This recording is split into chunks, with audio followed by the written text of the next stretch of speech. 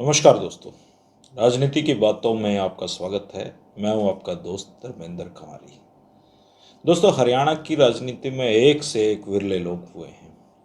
ऐसे रोचक लोग हुए हैं जिसकी कहानी अगर पढ़ते जाओ तो मन ही नहीं भरता। आज आपके सामने जिस नेता का मैं जिक्र करूंगा, जिस नेता के जीवन के बारे में हम आज जानेंगे, वो अपने बारे में ये कहा करते थे कि हरियाणा में केवल 1.5 ही आदमी पढ़े लिखे हैं, जिनमें से एक तो वो खुद को बताते थे और दूसरा जो आधा जिसको पढ़ा लिखा बताते थे वो डॉक्टर स्वरूप सिंह को बताते थे। अपने हलके से चुनाव जीतने के लिए ये जोहड़ में उतर गए थे और तब तक बाहर नहीं निकले जब तक लोगों ने इनको वोट का आश्वासन नहीं दिया। चीफ मिनिस्टर कोई भी रहा हो हरियाणा में, इनका उसके साथ 36 का आंकड़ा रहा। और जब भी चीफ मिनिस्टर के साथ नाराजगी होती थी, ये एक किताब निकालकर चीफ मिनिस्टर की धज्जियां उड़ा देते थे। 21 गार्ड इनके घर पे हमेशा तैनात रहते थे, क्योंकि इनकी जान को हरदम खतरा रहता था। ये नेता थे चौधरी हरद्वारी लाल, और आज हम बात करेंगे चौधरी हरद्वारी लाल जी के बारे में, जिन्हें संत हरद्वारी लाल भी बाद में हरियाणा की राजनीति में जाना गया, पहचाना गया। अगर आप रोहतक के जो क्षेत्र है उससे संबंध रखते हैं तो आप संत हरद्वारी लाल के किस्सों से अनजान नहीं होंगे। राजनीति के किस्सों में दिलचस्पी लेने वाले हर व्यक्ति ने कोई ना कोई किस्सा संत हरद्वारी लाल जी का जरूर सुना होगा। चाहे प्रताप सिंह कैरो हो, चाहे कामरेड राम किशन हो, चाहे मुख्यमंत्री बंसीलाल हो, चाहे मुख्यमंत्री भजनलाल हो, चाहे मुख्यमंत्री देवीलाल हो, ऐसा कोई हरियाणा का मुख्यमंत्री नहीं रहा जिससे संत हरिद्वार लाल जी ने पंगा ना लिया। वो एमडीयू यूनिवर्सिटी के वीसी रहे, वो कुरुक्षेत्र यूनिवर्सिटी के वीसी रहे, वेस्ट कॉलेज के प्रिंसिपल रहे, केएम कॉलेज के फाउंडर प्रिंसिपल रहे, दिल्ली केएम कॉलेज के प्रिंसिपल रहे। और जब वो दिल्ली में प्रिंसिपल थे तब स्वरूप सिंह वहाँ पर पढ़ते थे, तो इस नाते वो खुद को एक पढ़ा लिखा बताते थे और स्वरूप सिंह को आधा बताते थे। हालांकि दोनों की जो योग्यताएं थी शैक्षणिक, उसमें काफ़ी अंतर था। निस्संदेह चौधरी हरद्वार लाल जी काफ़ी पढ़े लिखे थे, लेकिन लंदन में पढ़े लिखे डॉक्टर स्वरूप सिंह से वो काफ़ी पीछे थे। लेकिन फिर भी जो अपना जो गुणगान है हरद्वार लाल जी इस तरीके से किया करते थे कि वो उनसे ज़्यादा पढ़े लिखे हैं। और स्वरूप सिंह जी को इस बात से काफ़ी चिढ़ भी होती थी जब वो सार्वजनिक रूप से 1.5 लोगों को पढ़ा लिखा बताते थे और आधा स्वरूप सिंह जी को बताया करते थे। खैर, हरद्वार लाल जी का जो जन्म है 1910 में छारा गांव में हुआ था। ये छारा गांव दलाल गोत्र के जाटों का गांव है और अब ये झज्जर जिले में है, पहले ये रोहतक जिले में होता था। वो बहादुरगढ़ से, बादली से कई बार विधायक बने।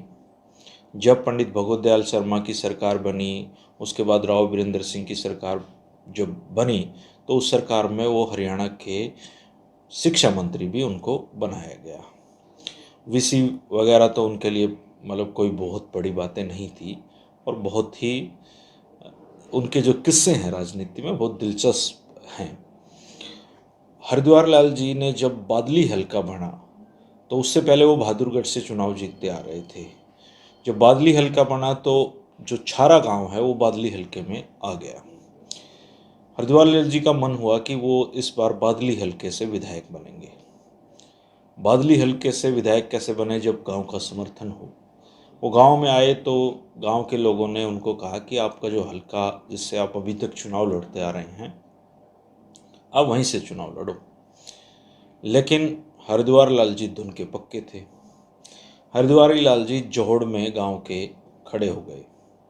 गांव के लोगों ने देखा कि हरद्वार लाल जी जोड़ में खड़े हैं, तो उन्होंने पूछा क्यों जोड़ से बाहर निकलिए, आप क्यों खड़े हैं जोड़ में? तो उन्होंने कहा कि जब तक आप मुझे समर्थन नहीं देंगे तब तक मैं इस जोड़ से बाहर नहीं निकलूंगा।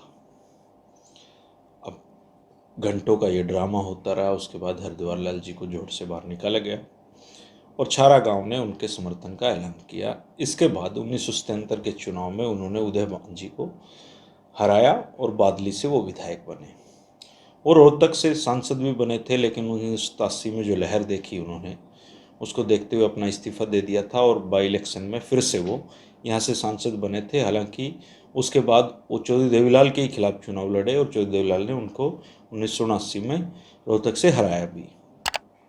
तो जो हरिद्वार लाल जी के किस्से हैं वो किस्से काफ़ी फेमस हैं। उन्होंने कई सारे किताबें लिखी हैं, खासकर बंसीलाल जी पर।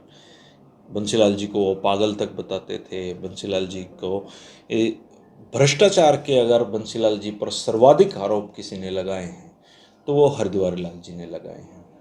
एक मंच पर उन्होंने अपने कपड़े उतार कर भगवा वस्त्र धारण कर लिए थे। उसके बाद उनको संत हरिद्वार लाल जी कहा जाने लगा और वीसी रहते हुए उनकी जो पॉलिटिकल पावर थी वो ये थी कि वो मुख्यमंत्री की भी बात नहीं सुना करते थे और अपनी मन मर्जी से यूनिवर्सिटी को एक शासनाध्यक्ष की तरह वो चलाया करते थे। इस तरह की काफ़ी उनकी रोमांचक किस्से रोहतक के क्षेत्र के लोगों ने सुने होंगे।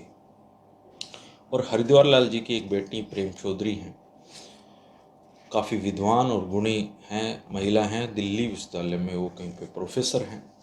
मैं उनसे संपर्क करने की कोशिश कर रहा हूँ। अगर उनसे मुलाकात हुई तो चौधरी हरिद्वार लाल जी के जीवन के जुड़े हुए और किस्से जानेंगे। उन्होंने चौधरी बंसीलाल के बारे में जो किताबें लिखी थी उसमें कई नेताओं के बारे में उन्होंने अपशब्द कहे थे। विधानसभा अध्यक्ष को लपेटा था और चौधरी रिज्जक राम को भी उसमें कह दिया था कि वो तो बंसीलाल जी के पेरोल पे हैं। तो इस तरह की काफ़ी संवैधानिक भाषाओं का इस्तेमाल उन बुकलेट में वो किया करते थे। ये मामला उनका चुनाव आयोग में भी गया, हाई कोर्ट तक ये मामले उनके खिलाफ गए हैं और इस चक्कर में उनका काफ़ी समय जो जीवन का है वो कोर्टों में भी निकलता रहा।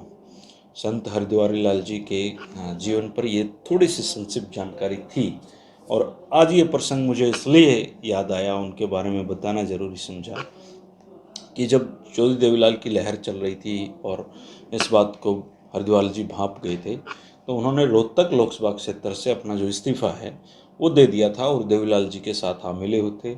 उसके बाद देवीलाल जी ने उन्हें लोकदल का प्रत्याशी रोहतक लोकसभा से बनाया और उन्होंने जीत भी यहाँ से दर्ज की थी। तो अगर आपके पास चौधरी हरिद्वार लाल जी से जुड़ा हुआ कोई रोचक किस्सा है तो आप भी ज़रूर शेयर कर सकते हैं। राजनीति की बातों का सिलसिला जारी रहेगा। देखते रहिए 3 बजे रोजाना मेरे साथ राजनीति की बातें। नमस्कार।